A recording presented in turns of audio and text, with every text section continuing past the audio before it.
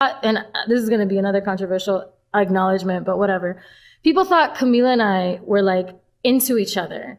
And that made me so uncomfortable, like disgustingly uncomfortable, because I was queer, but she was not. And it made me feel like a predator, essentially, because it's invasive. It made me feel like a predator because of the type of clips people would put together and the type of stories people would write and the type of stuff.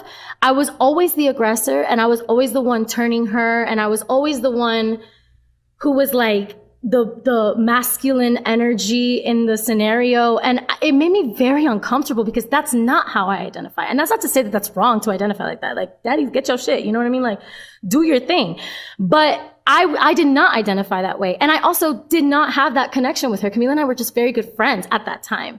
You know what I'm saying? And we respected each other. When each other would talk, we would look at each other. We had love for each other, like genuine friendship. You know what I'm saying?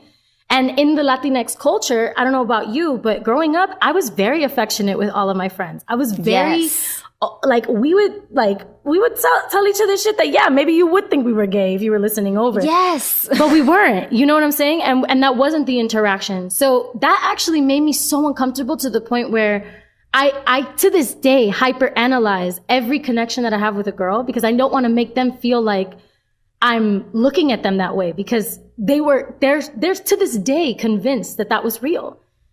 You know what I'm saying? And I can't do anything to change it. Because even when I talk about it, and I don't talk about it because I've learned to just ignore it, because it was just so traumatizing for me. You know what I'm saying?